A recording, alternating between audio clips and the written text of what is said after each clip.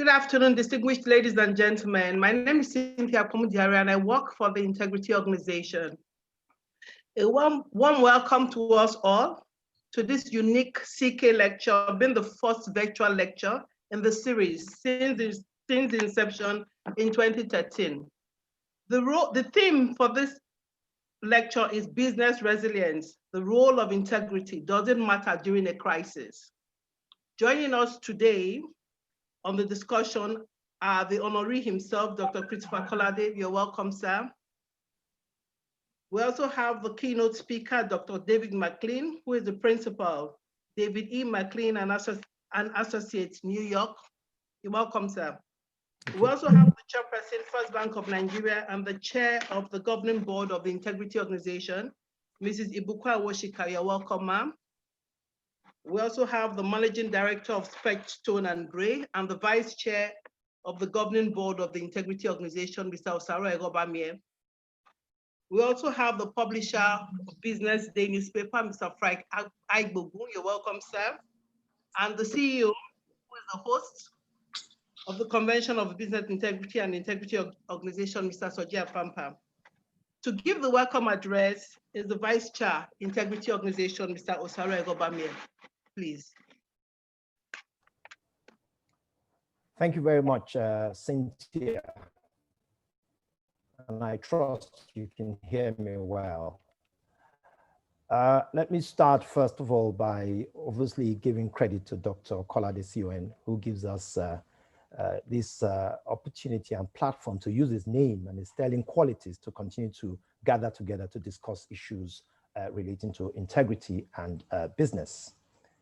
This year, the 8th Christopher Kolade lecture, we're going to be discussing the level of integrity that is required to conduct business in a crisis, in a pandemic, or in the most challenging times. Now, the adjectives that we chose as organizers in itself continue to change, and that in itself is revealing of the extent of the magnitude of the problem. We were just about understanding the aftermath or the effect of the pandemic. We're just beginning to ascertain the level of destruction that had occurred to businesses by the pandemic. Now, maybe Africa has escaped the pandemic, but it's still on. So we're still beginning to understand its aftermath. And then we were confronted with the End the SARS protest, just like the End the SARS protest, just like the protest in America, the Black movement protest. Now, those challenges have presented us with a totally different crisis. Businesses have been unable to meet the basic challenges, basic obligations, challenges that are basic as much as not following regulations. In times like this, businesses want to cut corners, and that is expected. Let me digress one moment. There's been substantial damage to the infrastructure, because I'm a lawyer, infrastructure of the judiciary. In other words, courts were dissipated, the infrastructure, the fiscal infrastructure. But what is perhaps more damaging is the destruction of the confidence that is necessary to administer justice. We're now trying to build those structures. But more importantly, and the difficulty would be to build the confidence that is necessary to administer justice. It is the same challenge we face in building confidence that is necessary to conduct businesses. What level of integrity is required? Now we have outstanding speakers this afternoon who will be dealing with this subject. We have Dr. McClean from America. Of course, Ibukwa Woshika is there, and my MD, Soji Apampa. Dr. Kolade will be saying a few things, and of course, the MD of Business Day. All I will say is at the end of this discussion, I'm trusting and I'm hoping that we will come out more reinforced that integrity is necessary, even in the most challenging times. I want to implore you to kindly focus on the discussions, and I am sure that you will benefit substantially from this when we conclude. Thank you very much. Thank you. Thank you, Cynthia. Thank you, Mr. Egobamie. I would like to call on Mr. Soji Apampa, the CEO of the Integrity Organization, to give the opening remarks. Thank you. Thank you very much, Cynthia. Perhaps I will start by acknowledging Dr. Christopher Kolade again, because it is because of him that we are gathered here today. And why are we gathered in the name of Dr. Christopher Kolade? It's because he's one of those rare icons from the business world who exemplify the definition of ethical conduct in business in Nigeria, integrity in business in Nigeria. And we felt it is good to raise such a standard because at the moment in Nigeria, it is very difficult to find suitable role models. Although we are all aspiring to follow in his footsteps, it's important to continue to learn from those who have gone on before us, been there, done that, and have the plaque to show for it. We need to follow in their footsteps. So that is why we have this series named after Dr. Christopher Kolade, who was also once the chairman, in fact, the longest serving chairman of the governing board of the Integrity Organization. But I think that the times that we're in make this an even more auspicious occasion, because Nigeria turned 60 years this year. And during the celebration of the 60 years, the government of Nigeria unveiled a new national ethics and integrity policy. And I will just read out the headings of the areas in which Nigeria expects us to behave ethically. And then I will ask again the question that we're addressing ourselves to today. Value number 1, human dignity. Value number 2, voice and participation. Value number 3, patriotism. Value number 4, personal responsibility. Value number 5, integrity. Value number 6, national unity. Value number 7, professionalism. And what did we see as soon as we got into a crisis, not even a few days after that national ethics and integrity policy was launched by Mr. President? Next thing, our human dignity is under threat.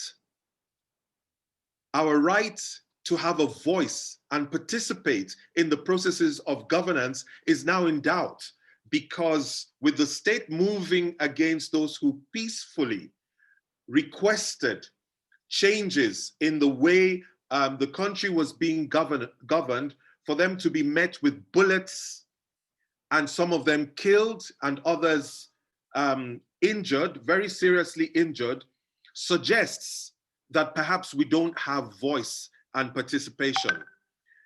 Ironically, they were sitting down, singing the national anthem, waving the flag when they were shot upon and wounded. You wonder whether or not it makes sense to be patriotic at this time. You wonder about personal responsibility. These were peaceful protesters who, after protesting for the day, had a unit stay behind and clean up. They pick up all the trash, put it away. Anyone who got injured got medical attention. Those who were hungry got fed. It was a mutually supportive movement, and yet it was quelled with such violence at that point.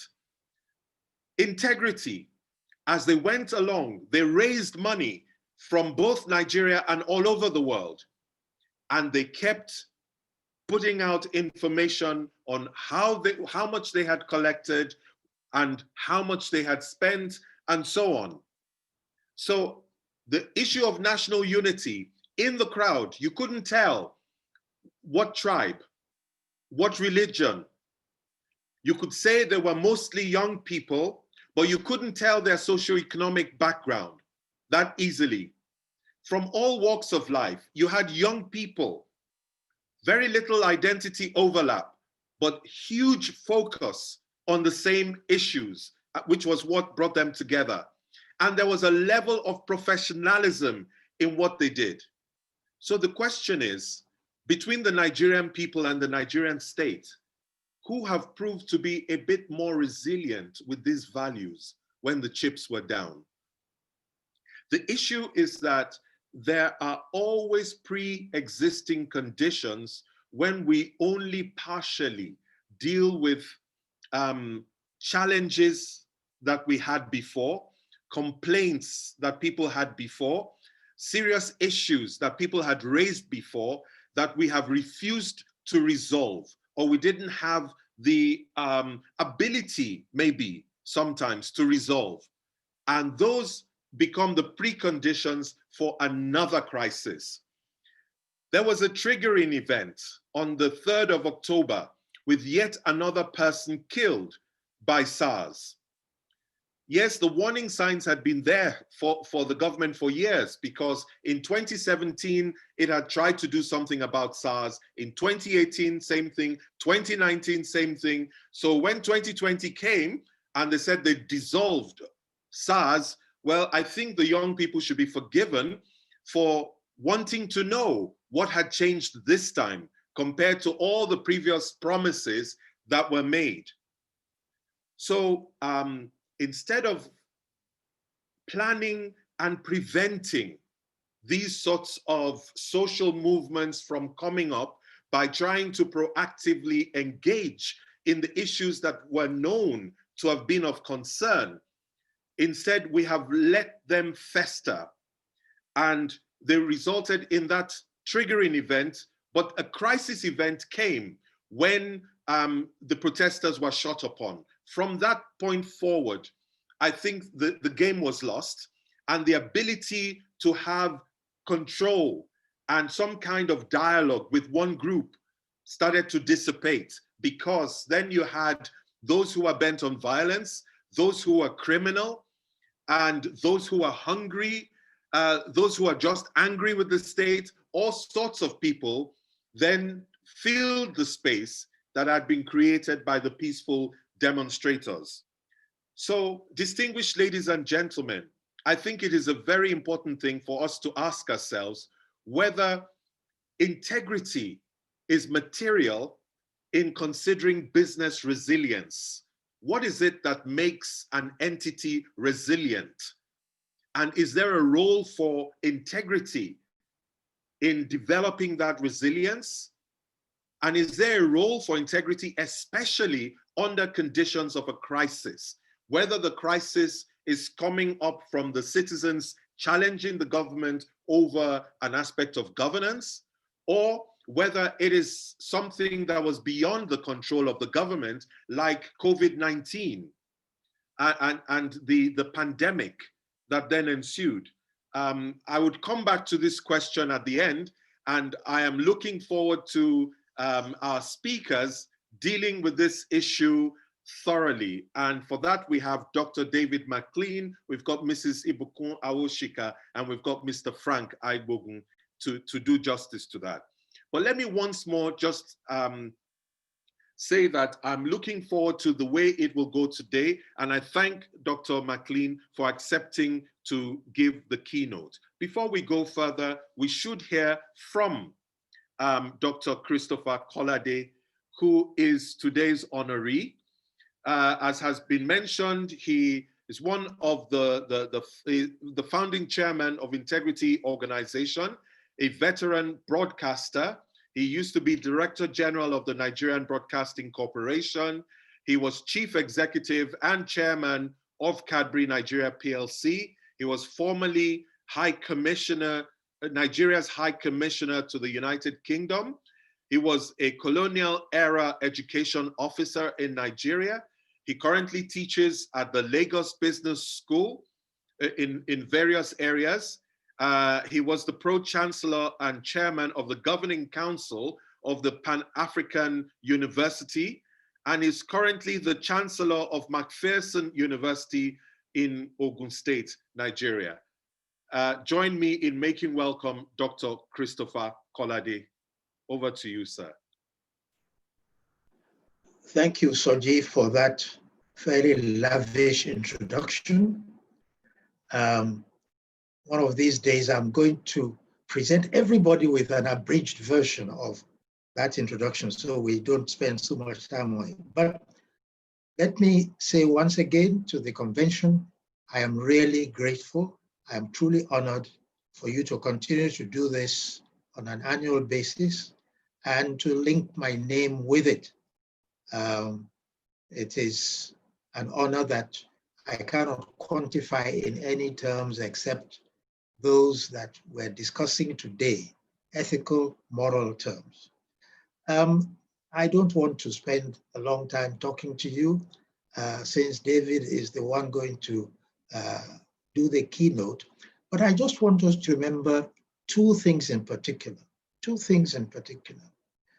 The first is that integrity, although we're discussing integrity today in the context of business resilience and managing a crisis, we must never overlook the fact that there is a huge human factor involved in integrity. In other words, integrity is a personal lifestyle to start with. Yes, we can, as a community, as a society, come to develop a culture of integrity. But usually that requires that those who have responsibility for managing our affairs, people, individuals who have taken responsibility for that task, should be people of integrity themselves. It's only when they practice integrity that they can lead others to integrity. So integrity is a personal matter to the individual.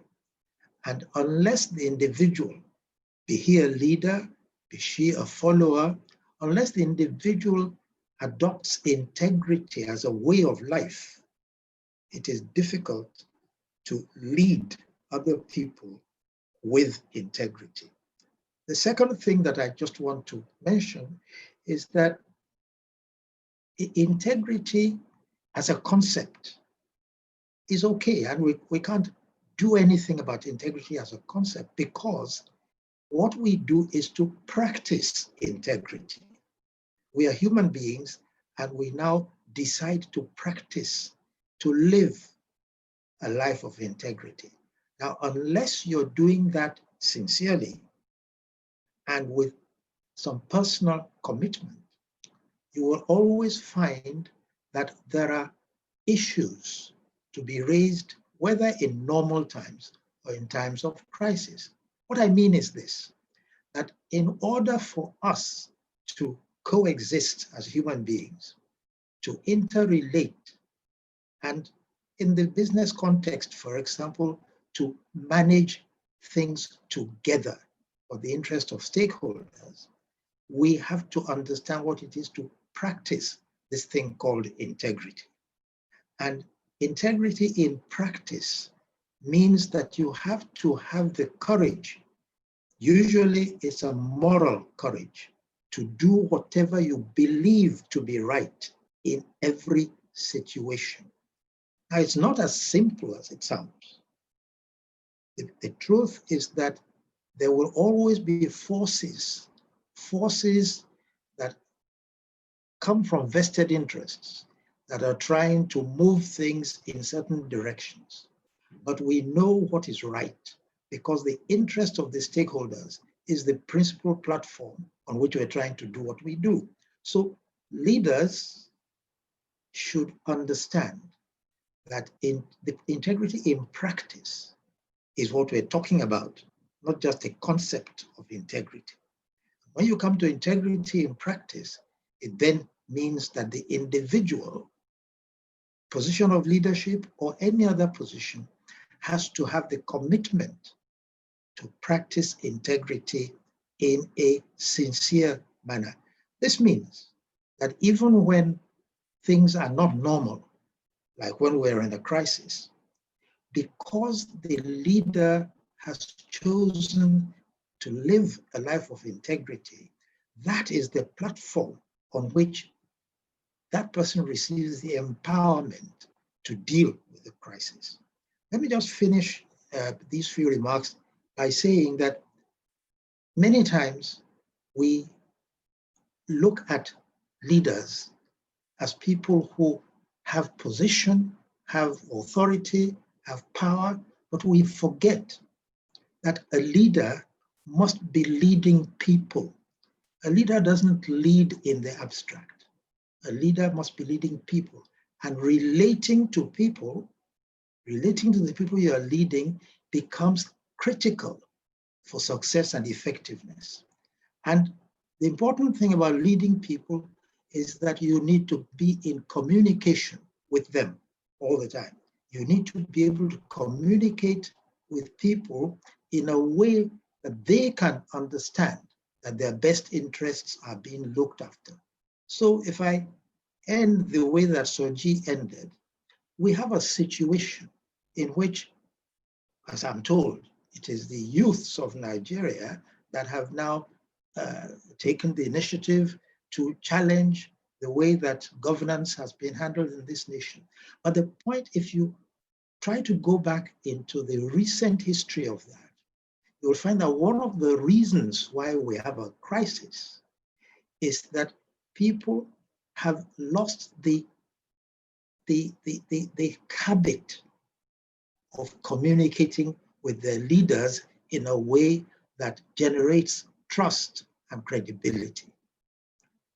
If people who are leading do not engage the people who are following them in a meaningful way all the time, remembering that if you communicate people on the basis of falsehood, you'll be found out.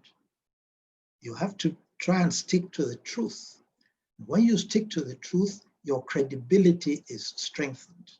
And I believe that one of the reasons why we're in crisis is that it is difficult now to find anyone who trusts anyone in authority in our nation.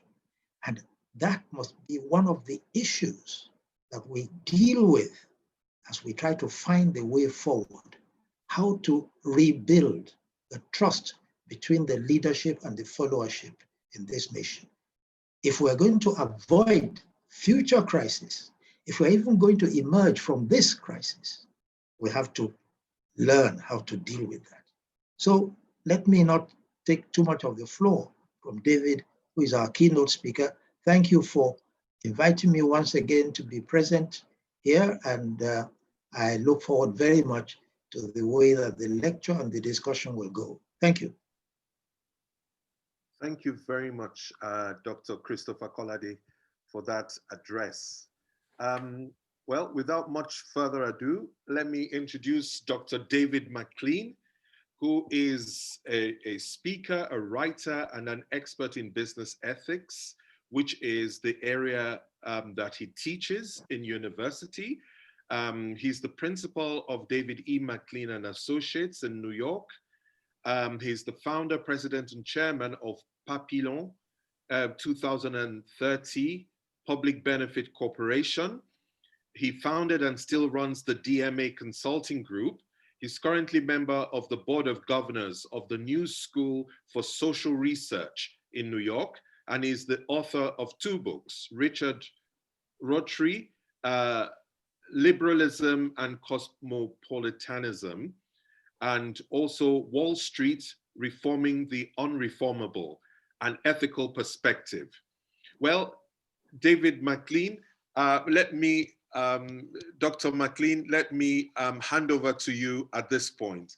Thank you very much indeed. Thank you, Soji. I'm sorry for the title of that first book. That was hard to get out. It's a bizarre title. And also, I did do a monograph on climate change, and I'd be happy to share that with anyone that's interested in it. And because I want to get into the meat of the remarks today, because I want to make sure that I don't step on the other panelists' time, I'm just going to offer my email address. If you want a copy of the remarks, you can just send an email to dm@bgei.net. So on to the subject at hand then, the role of integrity, and if it matters during a pandemic or in a crisis. If that's the question, does integrity matter during a pandemic? Then there is an easy but facile answer. Yes, of course it does. Honesty, truthfulness, transparency, and standards always matter, as Dr. Kolade just said. They matter in peace and they matter in war. They matter when a business is floundering, and they matter when it is at the peak of its success. But as I said, that answer is facile. So let's get behind what's driving the question. What's driving the question, it seems to me, must be the intuition that during a time of extreme social and economic stress, such as this pandemic has created and the SARS crisis has created, and I'll be addressing the SARS crisis later, the first thing that is likely to be sacrificed is anything not directly related to revenue. And organizational integrity is one of those things. For there is, it is supposed, an inverse relationship between integrity and stress, or there is an inverse relationship. As the stress increases, integrity must be expected to wane because the focus becomes survival, or at least weathering the current storm without taking too much of a revenue or market share hit becomes the sole focus. And make no mistake about it, evolution has wired all of us for survival. When survival is threatened, what is called our lizard brains, or amygdala, to be biological about it, our lizard brains kick in, the fight or flight mechanism that has allowed our species to survive to date. When the lizard brain kicks in, commitments to such things as institutional integrity seem miasmically vague, or worse, a dangerous weight to attempt to carry through a dangerous time, a luxury of better times or of those so-called first world countries that can afford to focus on such niceties as organizational integrity and ethics. If I were to tell you that I don't understand that and have some sympathy for the sentiment, I'd be dishonest. I do understand it, and I do have sympathy for it. Evolution is a fact. Human psychology is real. Fear is real, and it can overwhelm the rational mind and our best intentions. I understand the pressures. The impulse to protect revenue, capital, market share, and future profits is rooted in the survival instinct. There is no point in denying it. And COVID-19 has triggered a great deal of fear indeed in Nigeria and around the world about whether businesses will survive rolling lockdowns, social distancing mandates, and the added costs of providing safe work and customer environments, of keeping the vendor and supply chains intact, et cetera. Costs that in many parts of the world cannot be met easily. So the temptation will be to be dishonest in the payment of tax obligations, for example, or to cut corners on safety, to treat those with less bargaining power harshly or unfairly, and to dishonor customer and client commitments. Some might say, suppose my business maintains its high standards and integrity during the pandemic, for example, only to find that it had it cut a few corners here and there, it would have been able to save enough cash to come through to the post-pandemic times, during which it could reestablish those standards and reclaim that integrity. And if we get through COVID and survive, wouldn't that be better for everyone? For then we will be able to reemploy and expand employment opportunities, be around to pay more taxes, and offer career opportunities to young people looking for jobs. Okay, those are very good utilitarian questions. The way to avoid having to answer such questions, however, during a pandemic or any other extremely stressful context is to have already answered them before the pandemic or stressful event. Integrity means to keep intact, complete, whole, uninjured, sound, healthy.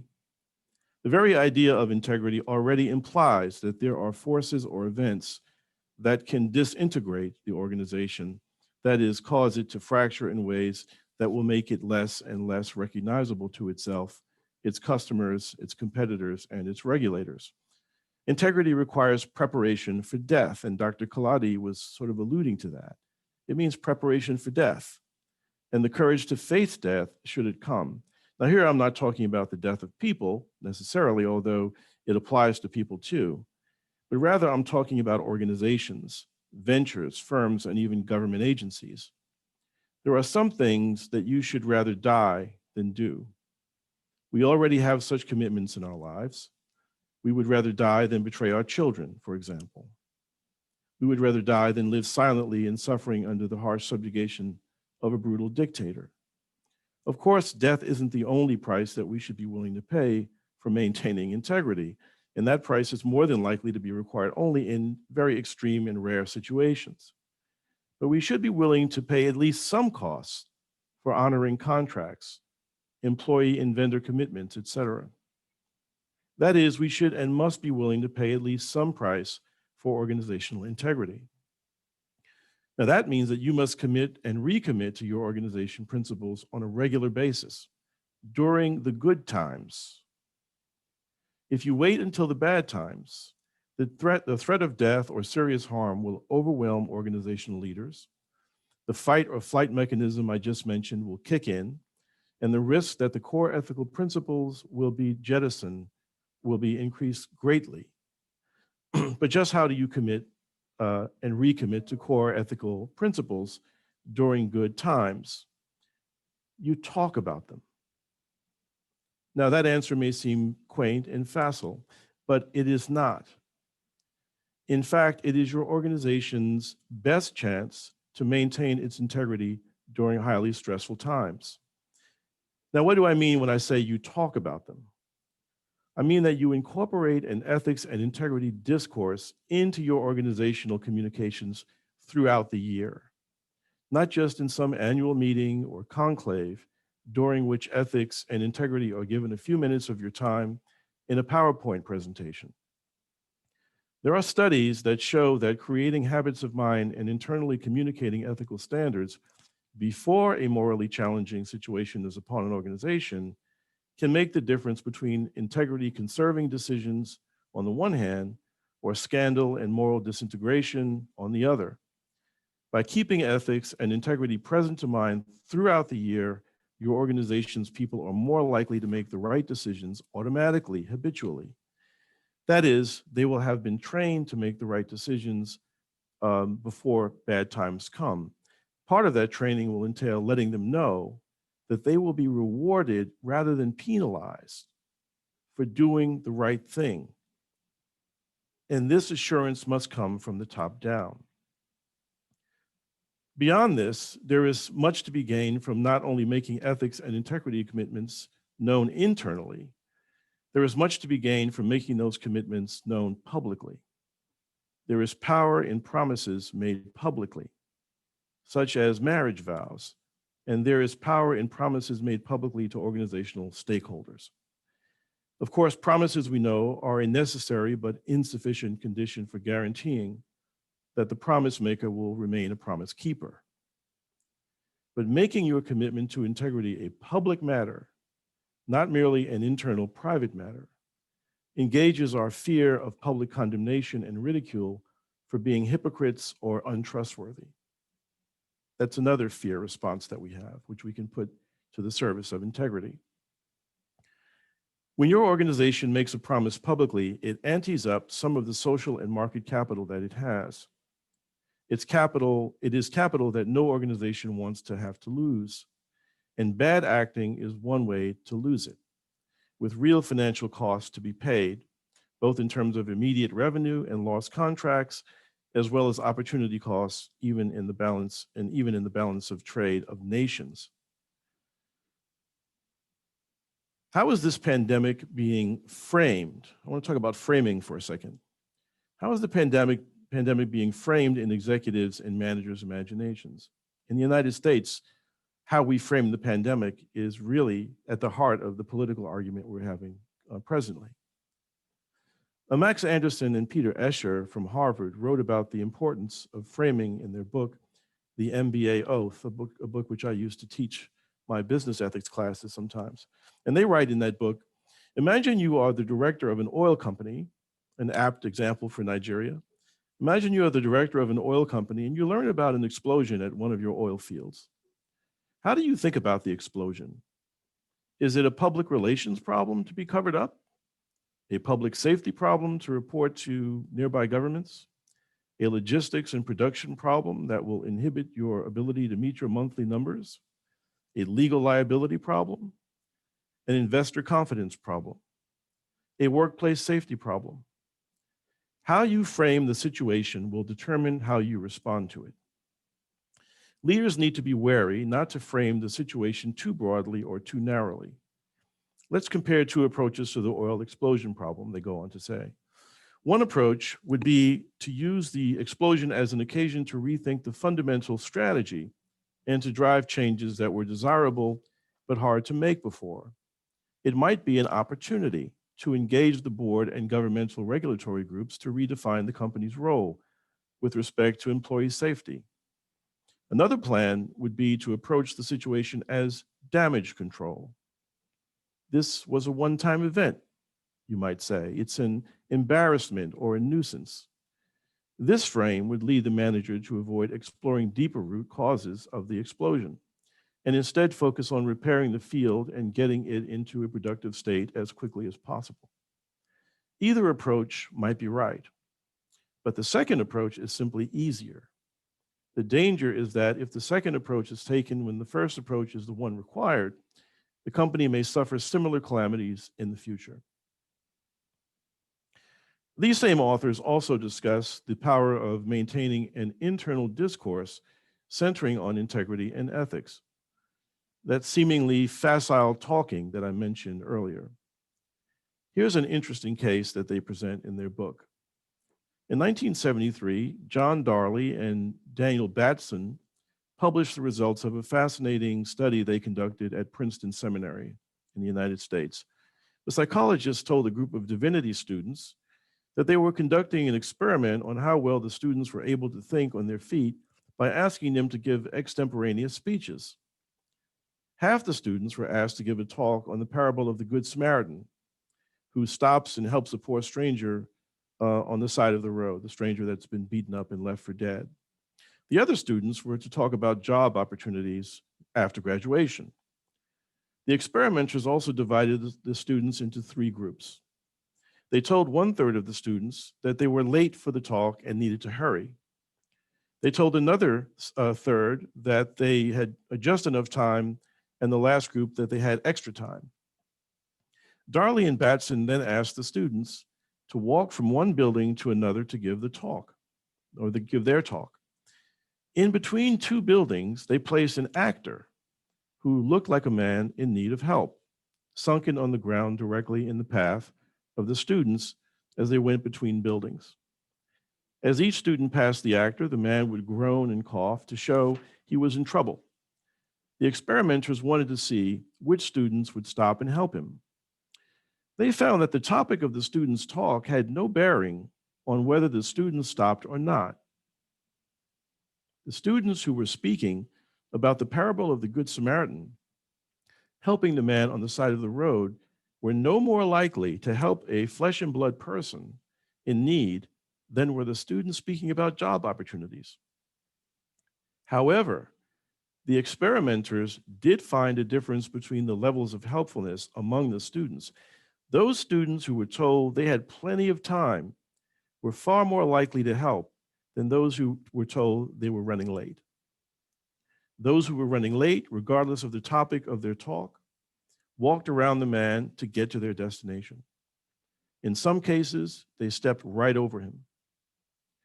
This is an example of how ambition, triggered and stimulated by directives from people in authority who have the power to reward and punish, can quickly devolve into blind ambition.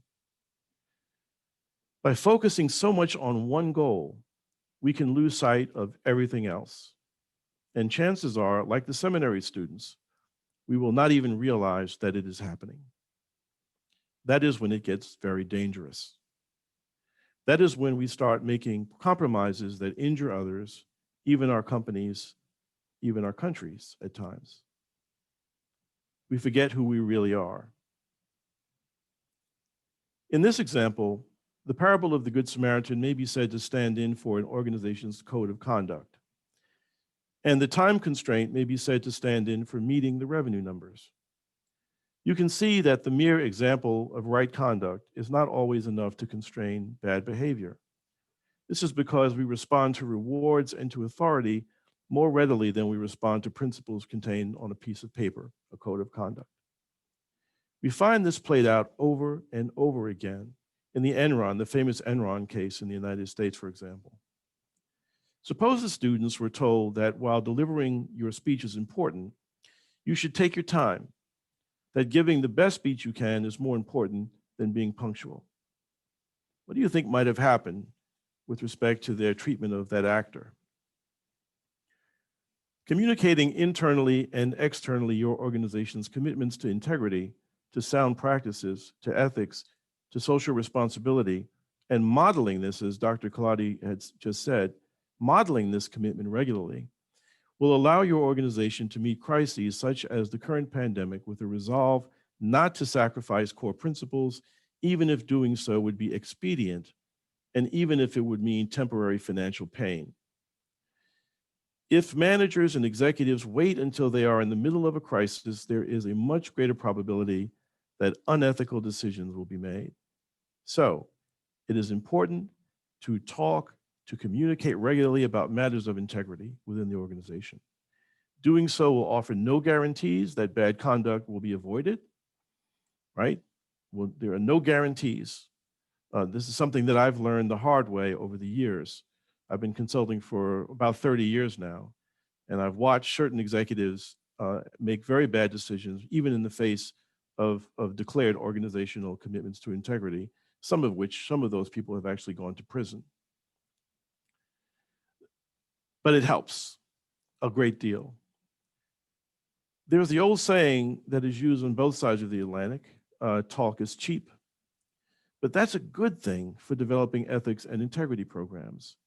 Talking to your people about integrity and ethics on a regular basis, including discussions about integrity and ethics in stakeholder reports, on your websites, in press releases, during organizational retreats, et cetera, can mitigate against bad acting because it establishes an ethical culture, and for those inclined to engage in bad acting, can create roadblocks that they would first need to overcome in order to engage in their unsanctioned behavior. It creates a kind of herd immunity, to borrow a term that we're hearing a lot lately, a kind of herd immunity in your organization. So yes, talk is cheap, but it is also an investment that can pay very outsized dividends. You might call it an REI, or return on ethical investment. Ethical investments can be cheap in cash terms or expensive, such as in the form of segregated operations and legal fees for creating comprehensive compliance manuals. Since talk is cheap and since it can yield a high REI, I recommend it highly. It is one of the best ways to prepare your organization, which means preparing all of its people for a crisis without disintegration, without breaching integrity standards, trust, and without paying painful reputation costs, which hit the bottom line, perhaps for years into the future. Reputations are hard things to establish and difficult things to reclaim. As the renowned and scrupulous American investor Warren Buffett has said, quote, "We have all the money we need, but we don't have an ounce of reputation beyond what we need, and we can't afford to lose it. I want the CEOs of the companies I invest in to judge every action by how it would appear on the front page of their local newspaper, written by a smart but semi-unfriendly reporter who really understood it, to be read by their families, their neighbors, their friends. And it has to pass that test," end quote. But since we're talking about integrity during a time of pandemics, let me just say that integrity in organizations is made much easier to maintain during crises when the wind is at an organization's back. That win can come in the form of easier credit, forgiveness of debts, intercompany transfers, but it often must come in the form of direct government assistance.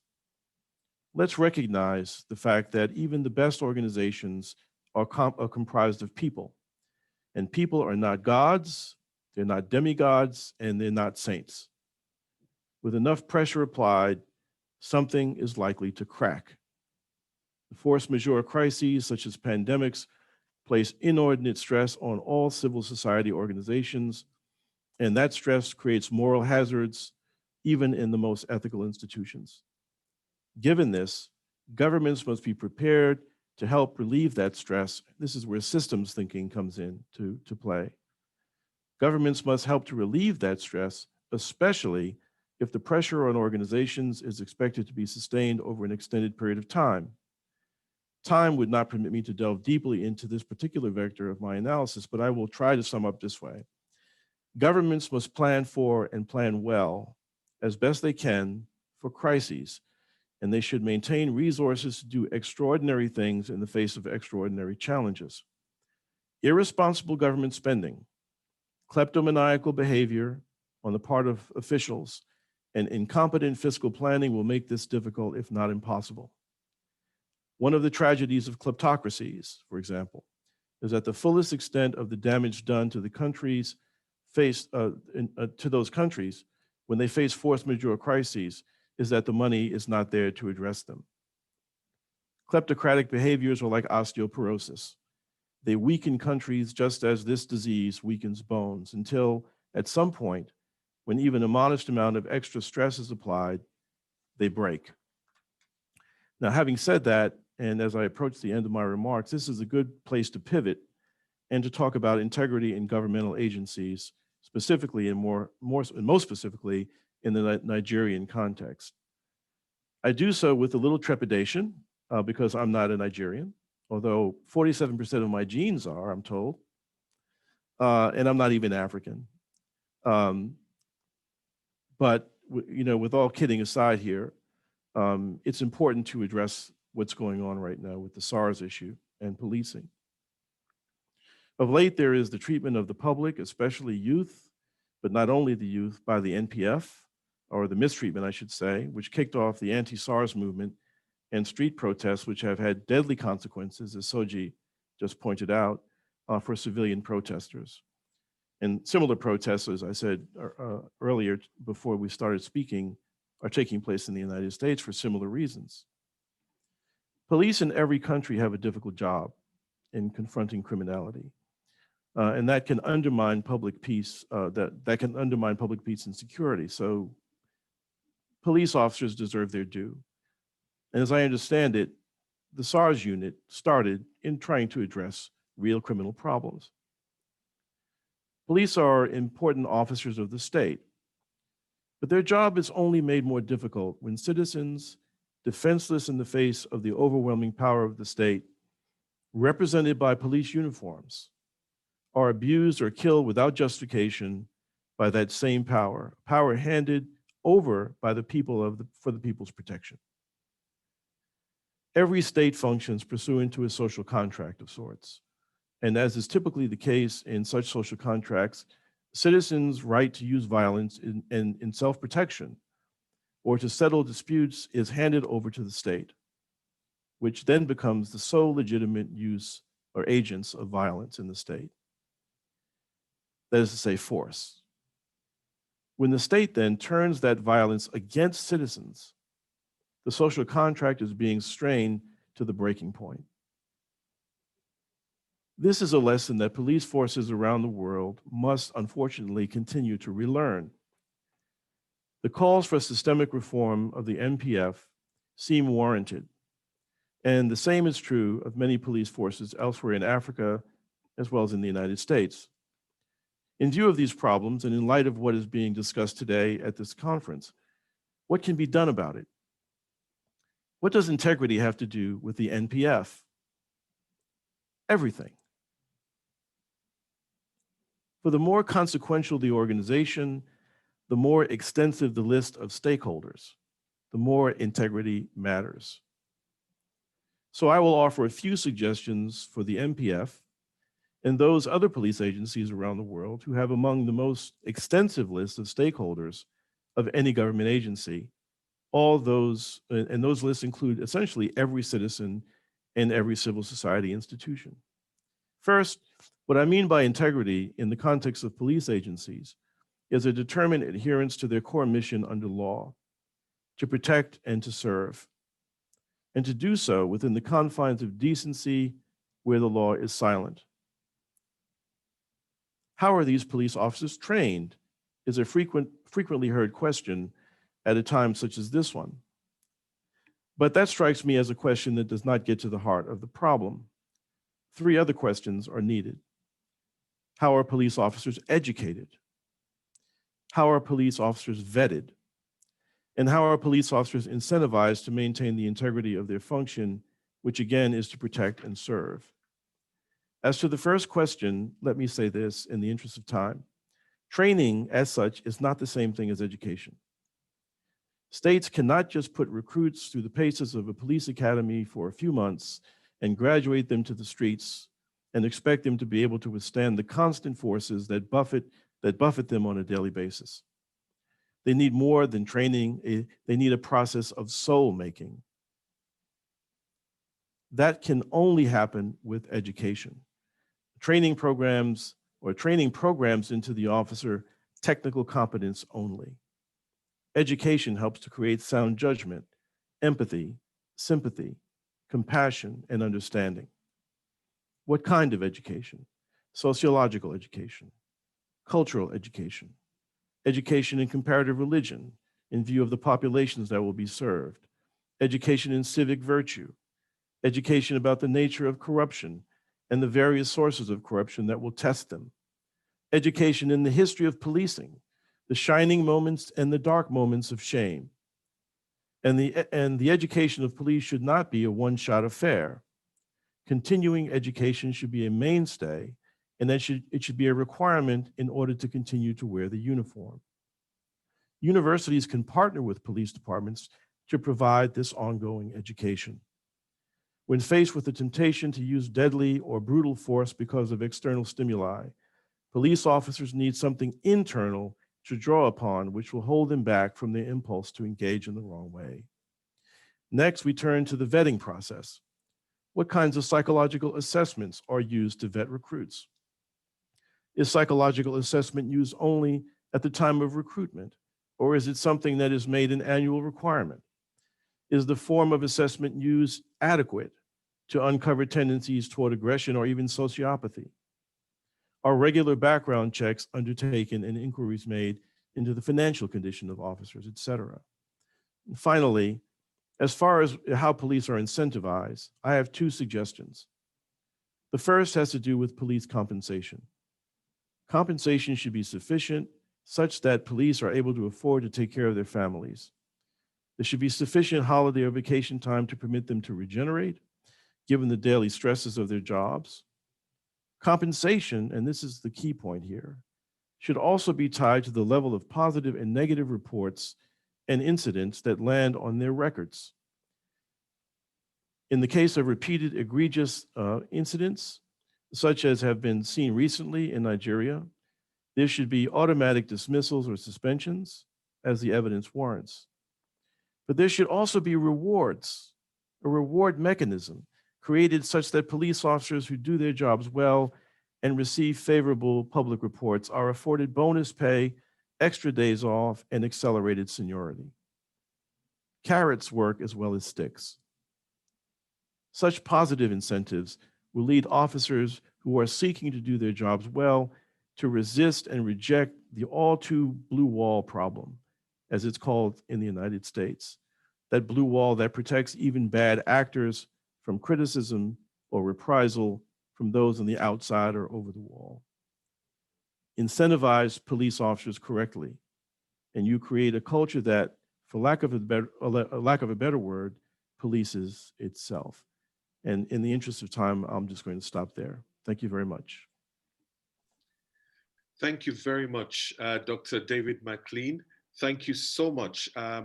You've shared a lot with depth. I'm not going to try to summarize or even bring any points out because we already have two people who are going to do that, and we're going to give them about 7 to 8 minutes each to do that. Perhaps I'll start with Mr. Frank Agbogun, who is a member of the Integrity Board, and then we will come last to our chairman, Mrs. Ibukun Awoshika. Over to you, sir. Soji, thank you so very much, and good afternoon.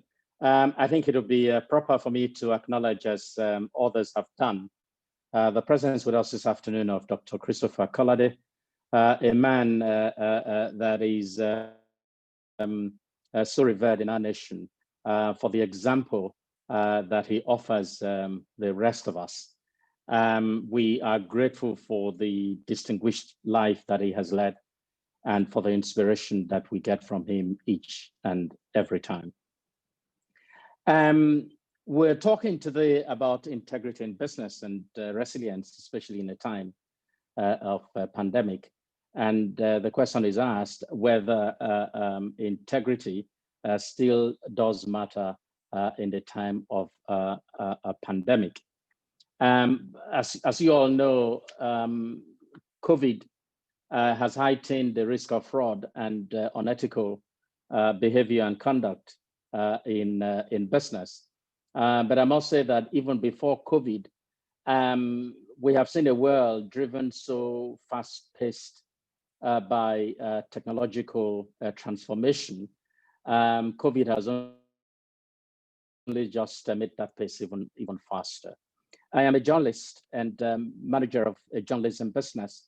And so the comments that I will be making this afternoon will be from the perspective of a journalist and my own personal experience.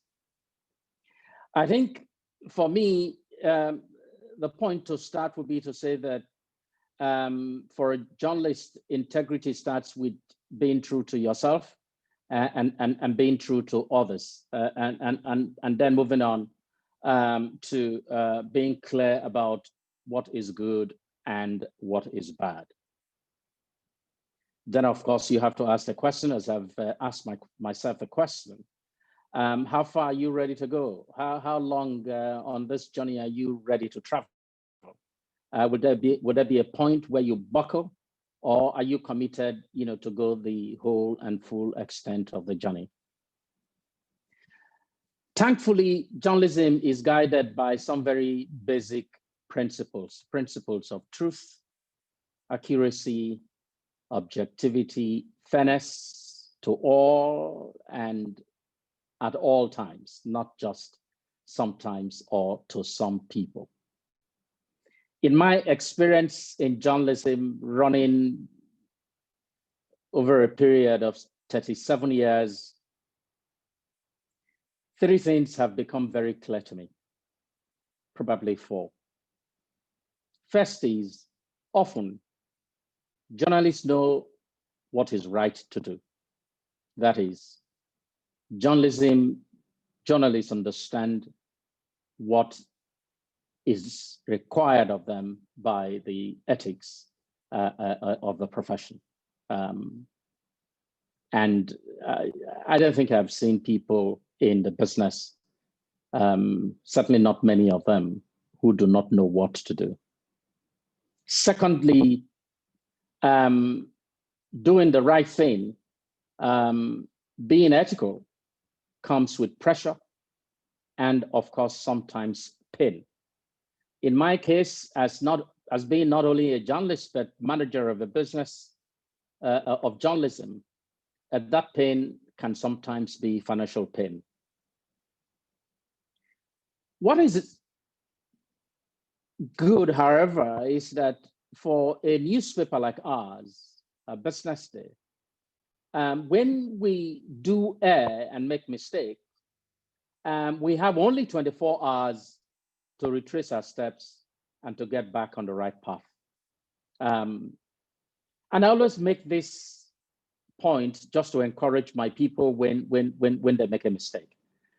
If you were to put a product a bad product into the market, you will probably have, as we have seen car manufacturers, when they recall cars, they recall them in hundreds of thousands or sometimes in millions. But for journalism, especially for a newspaper, when you recall, you are recalling just a day's edition. So you have a shorter period of time to make amends very quickly. In the news that we cover, in the interpretation that we seek to give to them, in the opinions that we push, what is clear in the work that we do at Business Day is that we must be true to ourselves. I believe that as the publisher and manager of the business, that I carry a greater burden than most of my colleagues at the office. Do I come under pressure? Of course I do. When I do come under pressure, I am quick to ask myself one question. Are you now ready?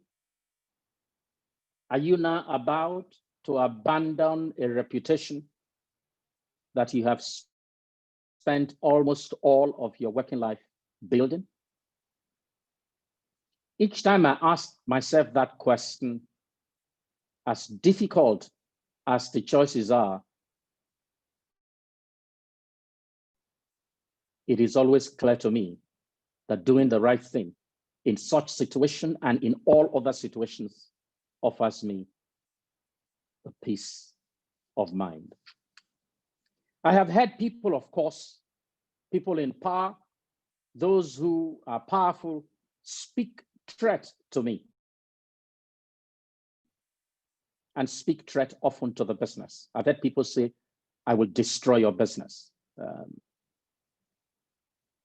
But you know, each time I take it calmly and I find myself in a stronger, better position. After so many years, and after all that one has experienced, and you have to deal with things like NSAS and deal with the pressures that come with the job.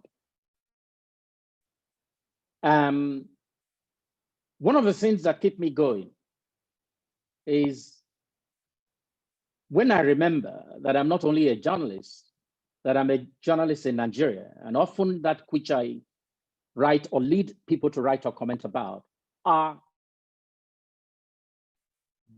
domesticated in Nigeria.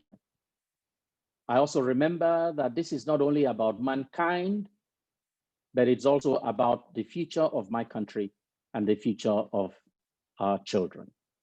So again, that amplifies the burden, and in the amplification of that burden makes the choice to do the right thing even easier. Never easy, but easier. If I may jump here, just that to mention advantage of 1 minute more, sir. Being able, journalism has this way of giving you a platform to speak to, sometimes not the whole country, even the whole world. The period of size, we have context helps our people better. And I just give two examples. One example was 2 weeks earlier before the SARS started, we had invited a professor of security studies to speak to our editors. And she defined security or national security as the collective desire of every Nigerian to want to live well and to live long. And so when we approach SARS, we know that national security is not regime security. We know that national security is not the security of the government. It is the security of you and my own security, and together that makes national security. And so on Monday, we came out with a headline, a very bold headline on the front page of the paper, in which we said that a generation of Nigerians a Nigeria. And for those who, that headline was reviewed on CNN. So again, we can't just keep away from or answers, or whether it be the economic paralysis that Nigeria is facing and faced even before the COVID pandemic and before, or probably is now reflected in the outpouring of emotion in SARS. Now, let me very quickly answer the question. Is there use in integrity for journalism in a time of crisis or pandemic? My answer is yes. And I have absolutely no doubt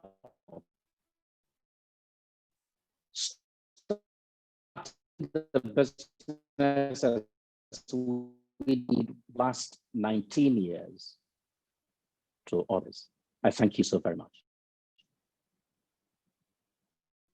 Thank you very much, Mr. Frank Aibogun. I'll turn the mic over now to Mrs. Ibukun Awoshika, and then we will come to the audience. Thank you. Thank you very much, Soji. And like everyone else, I'd like to acknowledge Dr. Christopher Kolade, in whose honor we hold these lectures every year, and to thank our keynote speaker, Dr. David McClean, for being gracious enough to share such an interesting perspective with us on the topic. Leading with integrity during times of crisis is what we're looking at. And crisis in itself presents itself in many different ways, whether it's in the pandemic or in various other situations that we can encounter, both in our businesses and in our national life.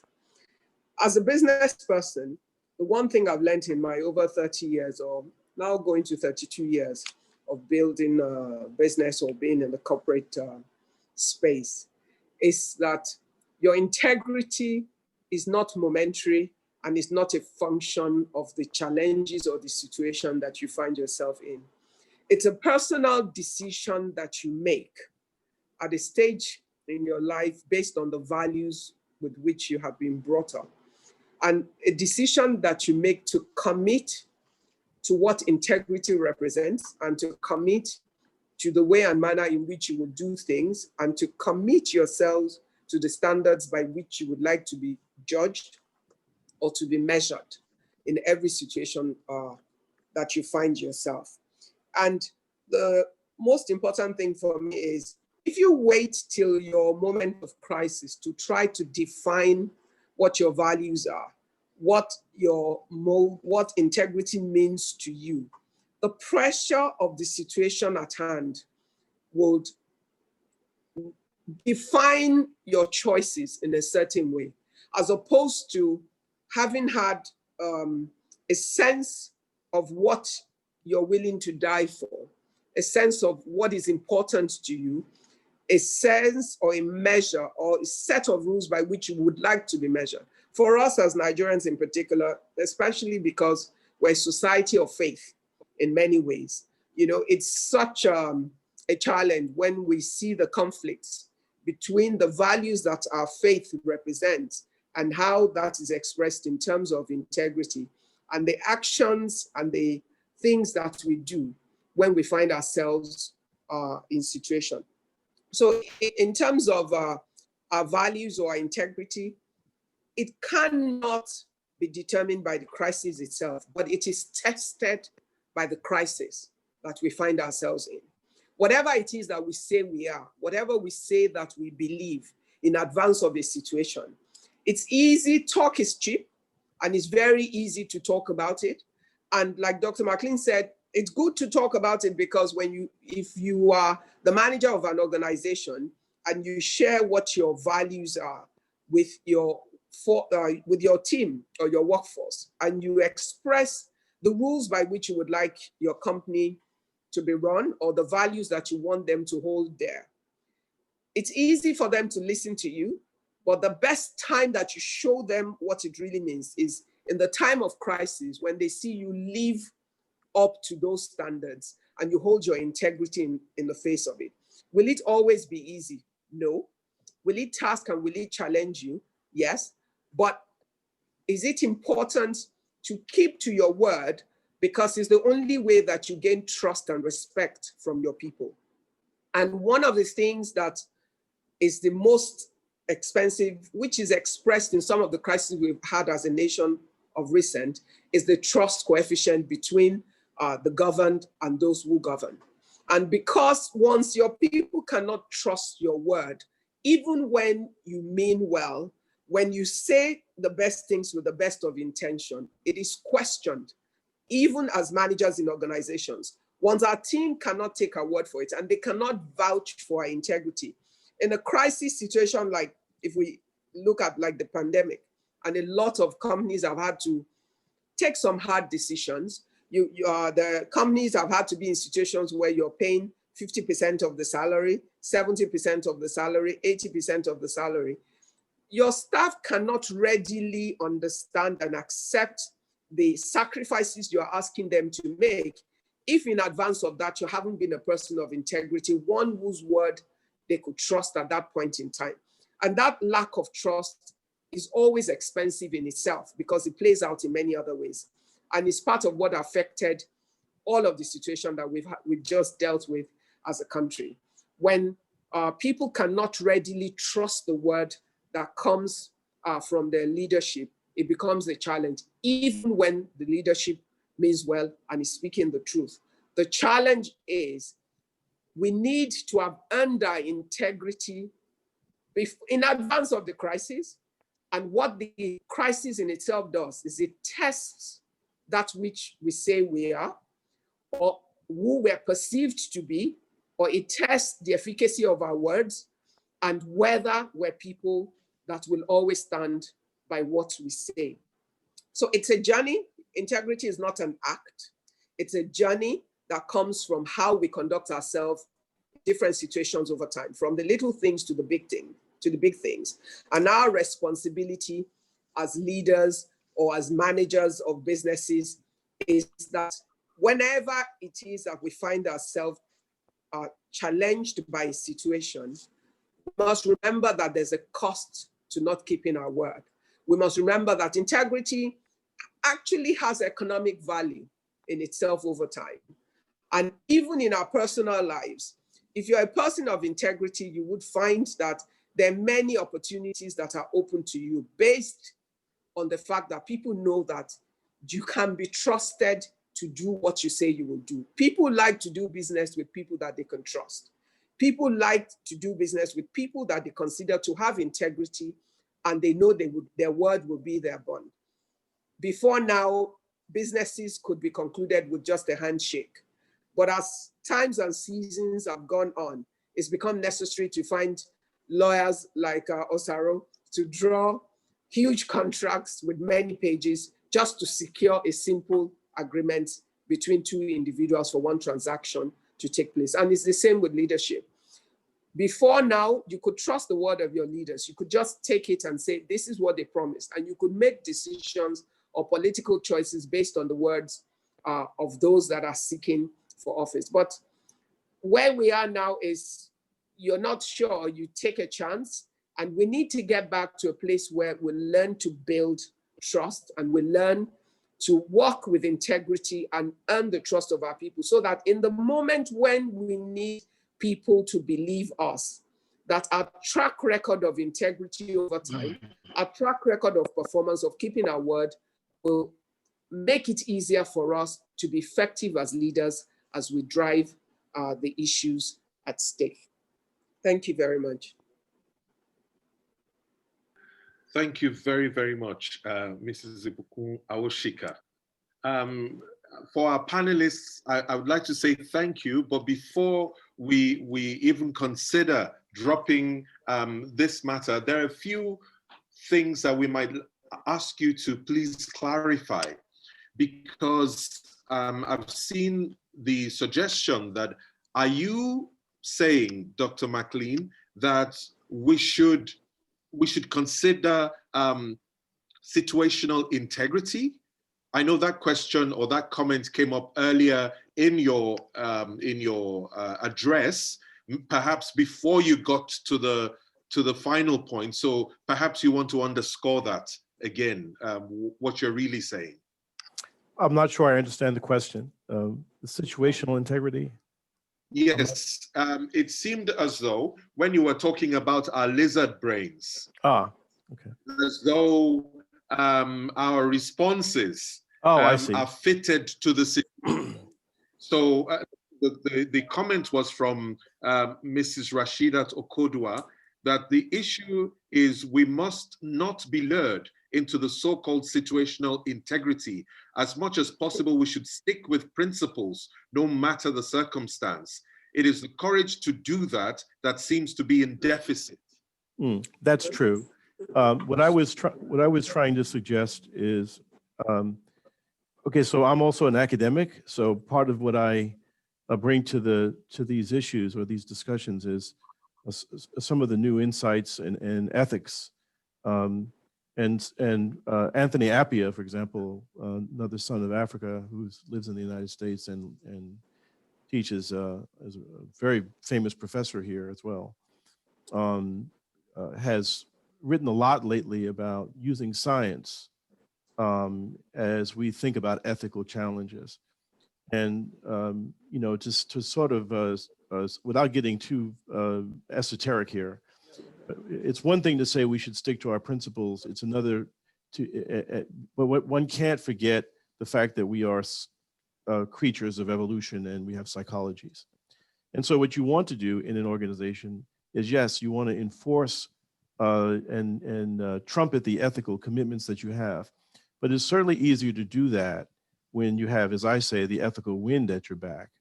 So governments, for example, have a role to play in making sure that they reduce the amount of moral hazard in the civil society, right? Moral hazard is a real thing. It caused the financial crisis in 2008 in the United States that rippled around the world. So it's foolish to simply say principles or bust, knowing that human beings have psychologies and some will crack. So responsible leaders understanding the reality of human nature will make sure that certain temptations are mitigated or lessened. That's just a responsible thing to do. So they don't mitigate against each other. They should be working in tandem. Okay, if I hear you correctly, that it's going to be a combination of preventive measures that we put in place. Yes. And how well we rehearse these with the members of the entity that then give us a measure of insurance when the crisis comes, and yes, to ensure that we don't crack so easily. Exactly. Thank you very much. There's another comment. This is from Mrs. Azuka Ogugwa of the ICPC. The current crisis puts the values on the national ethics and integrity policy to test. While they are still very much needed, the current mode seems to be one of survival at all costs. Survive SARS, survive the economy and the pandemic. So people who previously held to these values may well throw them away in favor of immediate survival. Well, while what you said may support that, I wonder if that is is that the end of it? That people just throw them away? Or is there something our panelists want to say for how we can uphold all of these ethics and values? Dr. McClean has already suggested that one way to do it is to make sure we require it, we rehearse it, and we put things in place to reduce the ease with which people fall to it, and that all of those things combined should give us a level of resilience when the crisis does come. I don't know if any of our panelists want to comment on that. Well, one thing for sure is we cannot abandon it.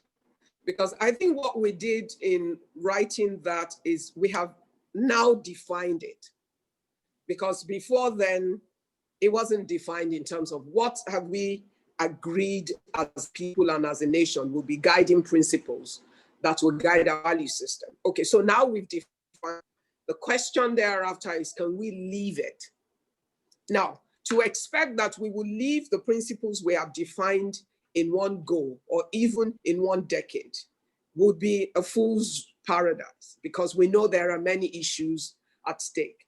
But what would be key to it? Leadership, both political leadership, business leadership, and personal leadership, walking those values back into education, bringing it back into our school system, so that from primary one, our kids are learning the things that we have agreed together are important and the values by which we will be measured. Then what are the consequences for not living by them? Because the other thing is, you know, we have laws for everything in Nigeria, but the bottom line is, do we effect them in a way that anyone fears the laws? So it's the same with the values we've said. Will we abandon it? No. Will we now start consciously to push to live by these things? Yes. Must the citizens, now knowing that these are the guidelines we have agreed to, hold leadership at every level? And when we talk leadership, leadership in public sector, leadership in private sector, leadership in all our different spheres of our life, begin to hold people accountable. The things you don't hold people accountable for, they have no pressure or no need. They feel no need to perform or to deliver on that. But when we, as we have defined it now, once we begin to go the extra mile as a nation, because this is something that we need national commitment, not just political commitment, because the politicians are only one side of the game. We are the larger part of the game, the citizenry.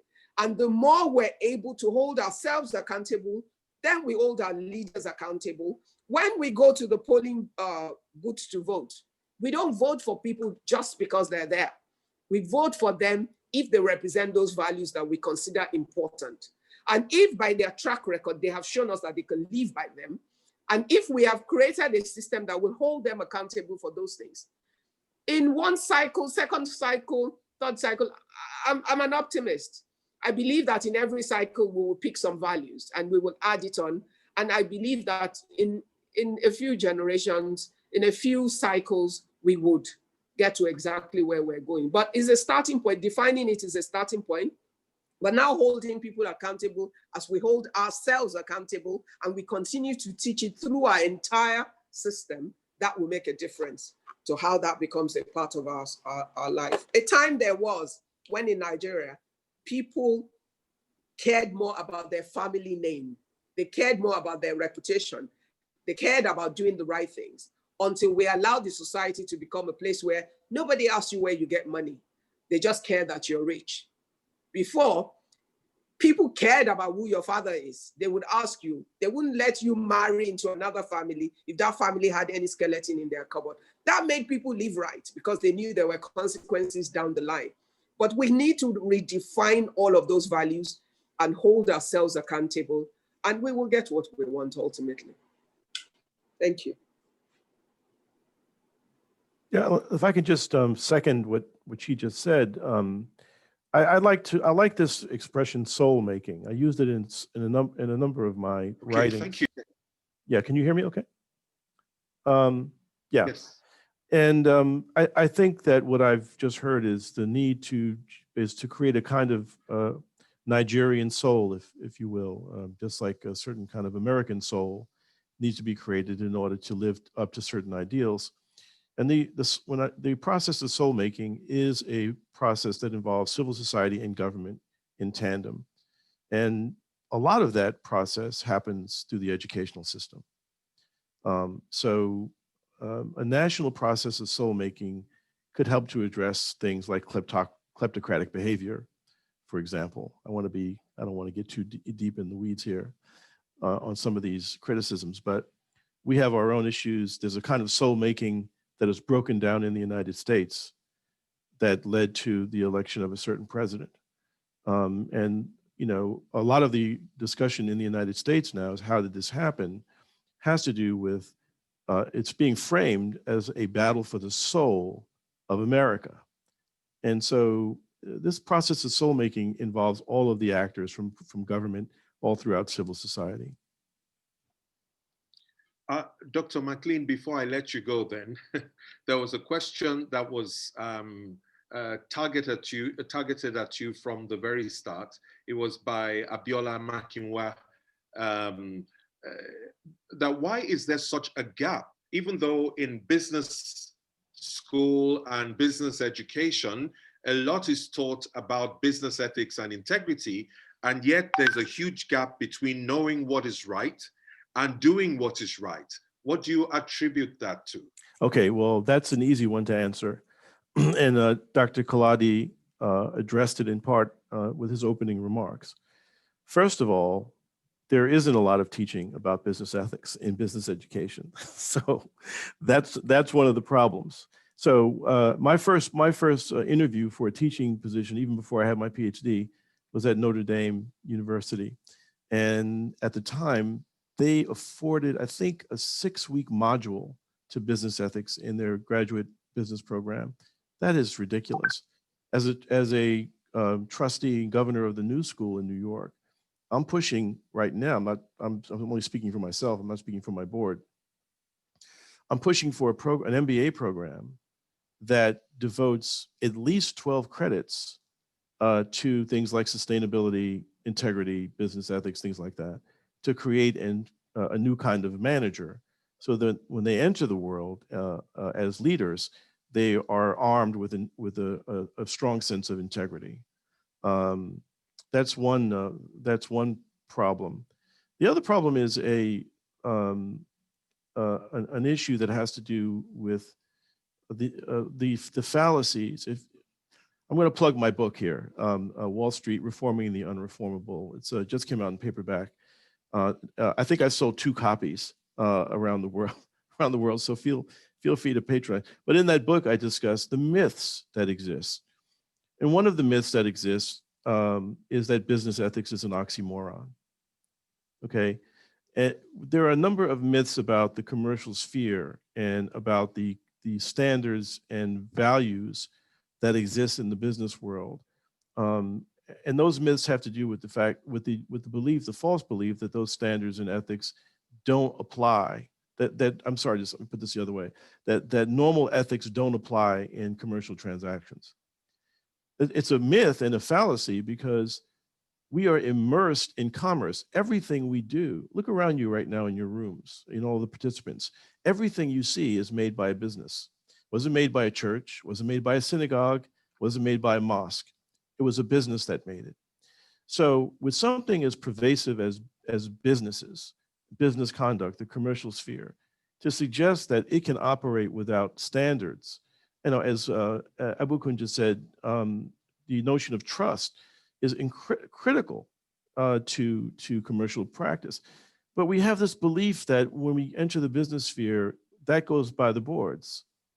And it's just false. And by the way, for those who think that we are all a bunch of Pollyanna-ish people who, are trying to be Boy and Girl Scouts here, if you talk to the marketing executive of any major corporation, they will tell you that when you violate the customers or the client's trust, you are on the way out. So marketing people on the front lines of making sure that their organization's products and services make it to the commercial spaces for purchase and patronage. If they're saying that we can't breach trust, it tells you right there how stupid this fallacy is that business ethics is an oxymoron. Of course, ethics is important. Of course, integrity is important. No client wants to be abused by their lawyer or by their accountant. Nobody wants to buy a washing machine on the basis of a lie that it meets certain quality standards. It's ludicrous. So we need to make sure that what's permeated in our business ethics education, business education, the idea that trust and integrity are important. Okay, let me go to another question, this time from Ode Friday. The government has led several campaigns, from Good People, Great Nation, and now Change Begins With Me. From a social norms perspective, how can we eliminate social norms from a top-down approach, hoping the government can lead these positive changes to ensure we build integrity in public office and public systems? So I guess the question is, can we really build social norms from this top-down approach? Or does it have to be built by the people themselves? In my view, very unlikely, if likely, very hard and difficult. As it is in our own country, when our leaders speak in Abuja, I think Dr. Kolade already alluded to the trust deficit that exists already. So there isn't much that people are willing to take from what is given to us in Abuja. So I think there has to be a ground up approach to it, in my view, starting from family settings, going to small groups, the faith-based organizations, for instance, on a local government basis, on a state basis. I think that offers us a better approach than the top-down approach that we see so regularly. And in any case, I'm not exactly sure whether inherent in this top-down approach, apart from the fact of the distance or the lack of proximity, is not insincerity in the attempts that we have seen over the years. As a Nigerian, I think that's my view, that whatever programs that we have seen, there hasn't been much honesty behind them to drive them. If you add that to the trust deficit that I spoke about earlier, and of which Dr. Kolade has eloquently spoken, then you would see how difficult it is for there to be any tangible outcome or result arising from the top-down approach that Nigeria has so frequently adopted. Okay, just Soji, if I may add, sorry, Soji, if I may add, you know, I agree with what Mr. Agbogo has said, but I also believe that we need both. We need bottom up and we need top to bottom, because you need sincerity of purpose and a committed leadership to drive whatever that agenda is and to model it in a way that followers will see the commitment to it and would. I think many people are inherently good. Many Nigerians are inherently good and would like to do the right thing. But those that don't have the strength of character or the courage of conviction fall by the wayside, because they then assume that, look, this is what everybody is doing. I'm not going to survive if I don't do it. And they just follow the crowd. Every time they find an environment or a situation or support or leadership for them to be able to do the right thing, you'd find that a lot of people will fall into line. There's a program that I like, and I believe I can say as a Nigerian, I'm proud of, that the governor of Kaduna State is running. They have a program they call the Kashim Ibrahim Fellowship, which is to build a new generation of public servants. I think they're probably in their third cohort. And what they do is they bring together about 24 young Nigerians from all the states of Nigeria, giving Kaduna State some advantage in numbers, then doing a spread across the country. And for 1 year, they put them through a program that exposes them to the full workings of public sector, but with a different set of value system. It's modeled after, I'm a fellow of the Aspen Institute, and it's modeled after the Aspen Fellowship Program, which is a 2-year program in itself. And they seek to build those value system, a new set of thinking, of ways to do it, into how they approach things. And part of their condition is they will work in the public sector after. Now, that's just one line, and it's too small in terms of what we require. But if we're running multiple streams of principled rebuilding of our society, And we have right leadership modeling it. You know, your biggest example that shows what Nigerians can do, and even when it's from the top, is when this current president and General Lidiagbo were in leadership. And the times of queuing up, I don't know who remembers, what was it? War on indiscipline or something. If you go to Yaba, if you drive by Yaba till today, at the bus stops in Yaba, against all belief about Nigerians learning to organize in queues, they still queue till today. It was simply war against indiscipline, yes. It was simply something that was introduced by a military leader at a point in time. And because people had a fear of the military, they responded and kept to that instruction. And for whatever reason, that particular location, Yaba, has maintained the order within the disorder of the environment. And it just shows what leadership can do if indeed citizens believe that that leadership is sincere, that leadership is committed, and they can see what is being demanded of them being exemplified, and there's consequence management that is involved. And so we need both. We need to run it, we need the top to work, and we need to drive it from the bottom. And our biggest strength is to build the next generation with that mindset from primary school, to think like that, to believe that is the right way to do it, and for that to be reinforced in their family settings. Because right now, as parents, we're destroying many more things. Children come out quite innocent, looking at the world in an idealistic manner. But then when parents are paying for children, for people to take exams for their children, what do they expect their children to be? Cheats. They're going to be cheats in life. They're not going to consider it a problem to bribe somebody to get whatever they want, because their parents have told them it's okay to do whatever you need to do to get whatever you want. You know, so it's both ways. We need the top to work, and we need to drive it from the bottom. And hopefully, when we have that national consensus, we'll get there. I'd like to just take 30 seconds to just chime in support of that, what you just heard. This is where systems thinking becomes important. And that sounds very esoteric and highfalutin, but basically it means everybody has a role to play in creating the kinds of outcomes that you're looking for. Laying out expectations from the government on down through civil society is how you get where you want to go. Part of that, of course, if you're going to do systems thinking approaches to addressing the problem of corruption, problems of integrity in government, is that you have to address the social stresses that exist in the country to the degree you can, where there's, for example, pockets of poverty, where there's pockets of violence. Government has a very important role to play in reducing those things, because those things create the stressors that cause, as I said before in my remarks, that cause people to crack. Regardless the best of intentions, people still are susceptible to cracking.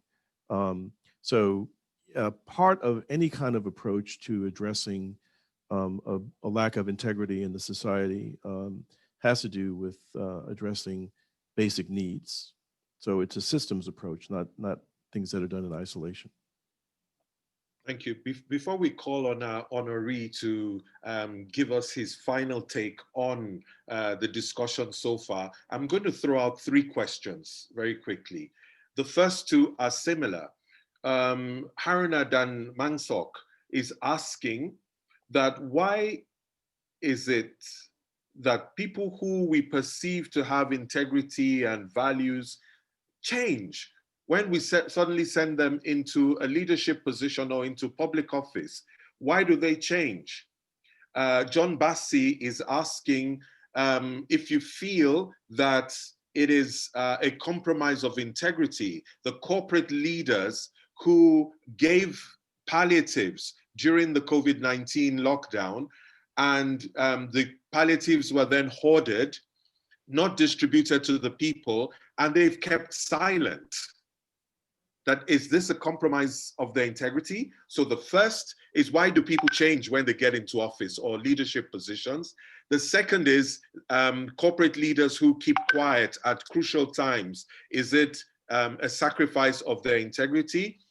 And finally, what small wins can we target? What things can we start to do little by little that could snowball into big effects later in building integrity and ethics? Thank you.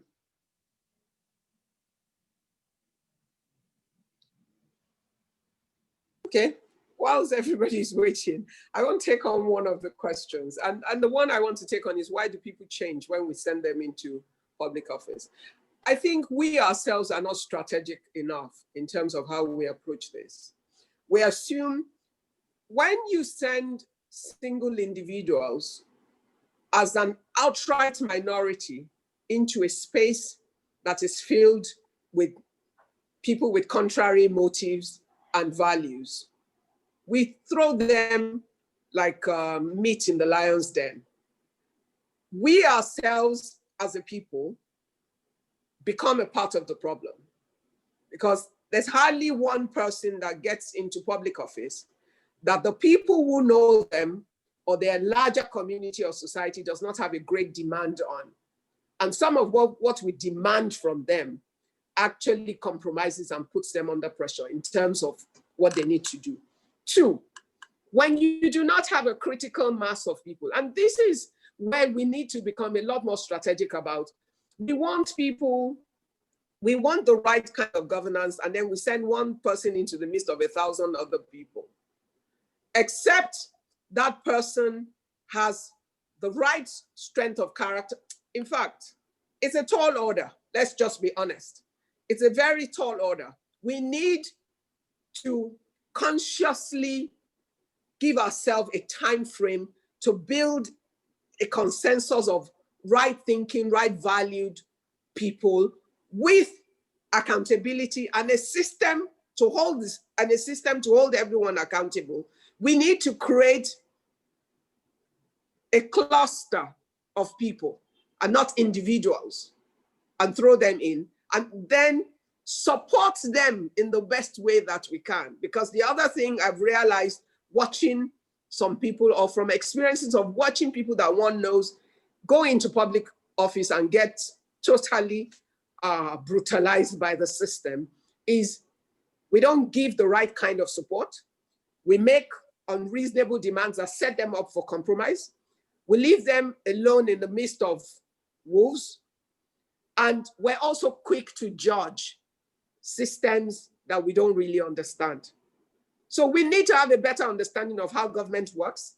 We need to have a better understanding of what role those people play and what are their real opportunities or chance to survive in that system. And then find what it will take for them to survive and work as a collective to create that support system for those people to survive. But it's not about the individual, it's about the system. So until we get enough people and we have a right system, it becomes a real tough battle for the single individuals we send here and there who totally get consumed. And if even where they have not compromised, they can be made, because we have a low trust coefficient as well, we are also quick to judge them. And all the other side needs us to do is to mistrust them. And once we mistrust them, we make their work even 10 times more difficult. So we need to understand what we want. We need to be a lot more strategic. We need to be a lot more deliberate. We need to understand that it's a long game, it's not a short game. You do not change a system. You're fighting a war, let's be honest. It's a battle of faith and a battle of values. And somebody is going to win is who is smart enough to retain the territory and create a critical mass in the territory in order to control it. But right now, for all our value talk, for those who are focused on it, we have not been deliberate and we're not strategic, and we're losing the battle. It's that simple.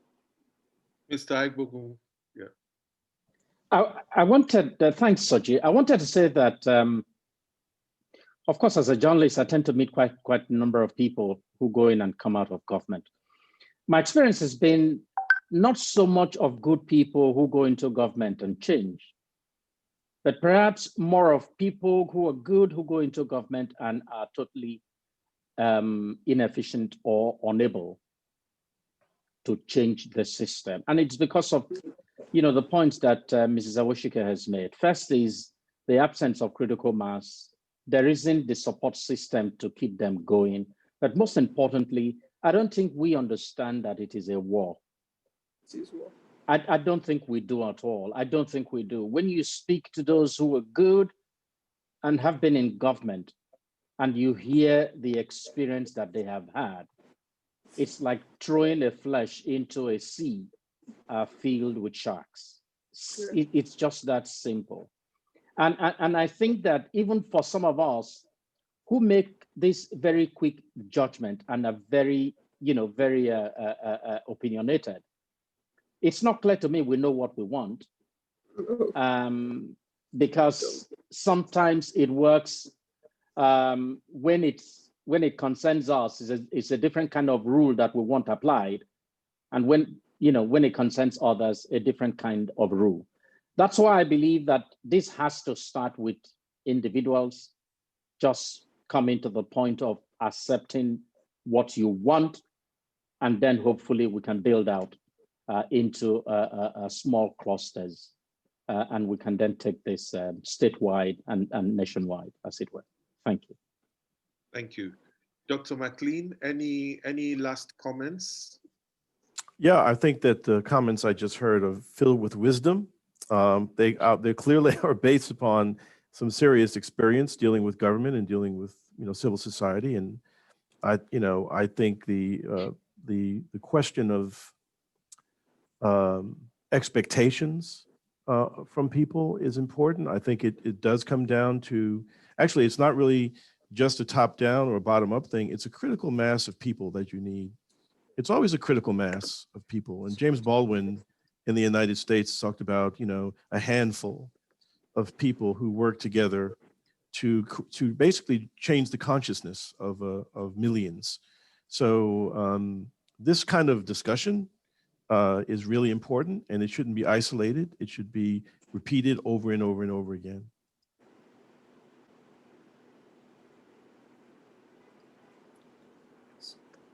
Soji, you're muted. You're muted. We can't hear you.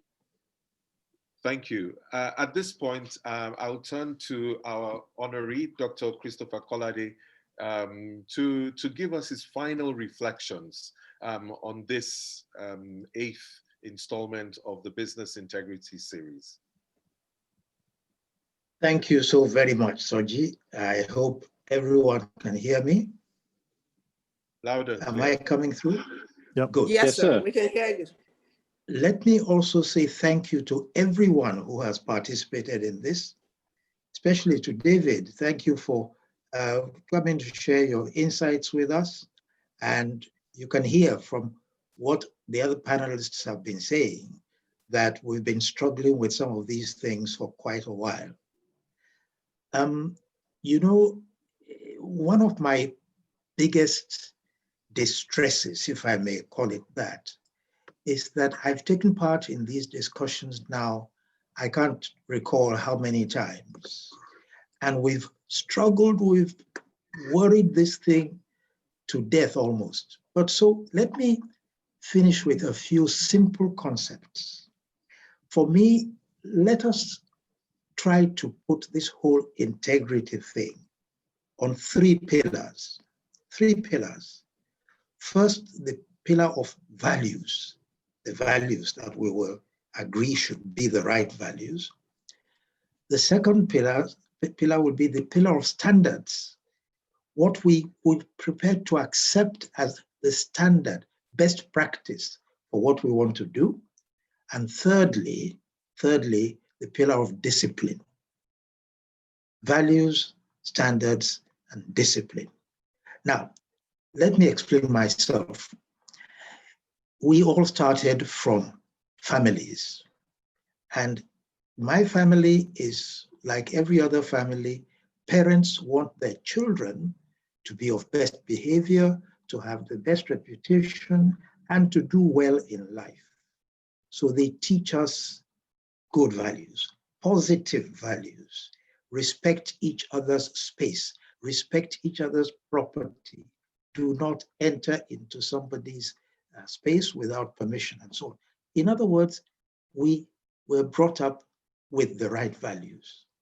But as soon as we come in contact, face to face, with other values that don't match the ones we've been brought up with, we discover that it is not that simple.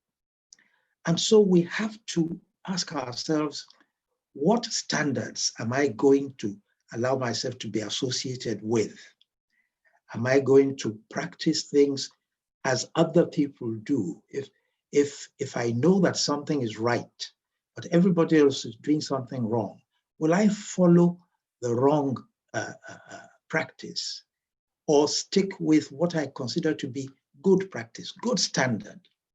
Now, both of those two, to sustain your position, both of those two require the third pillar, which is discipline. Discipline. And so I came across this saying some time ago, a writer who said that men are like streams. Men are like streams. They become crooked because they prefer to follow the line of least resistance. I'll say that again. Men are like streams. They become crooked when they prefer to follow the line of least resistance. Line of least resistance means you will forsake discipline and just go with what makes life easier for you. Therefore, when you find that in order to succeed in a particular part of the society, you need to cut corners and do things that are improper, you don't find yourself at a loss. But the discipline is absolutely important. And the discipline is the one that says, look, I was brought up on the right values. I know what the best standards are, and I will do everything I can to stick to the right values that I've been taught and to use best practice as my norm in following standards that are. So values, standards, and discipline.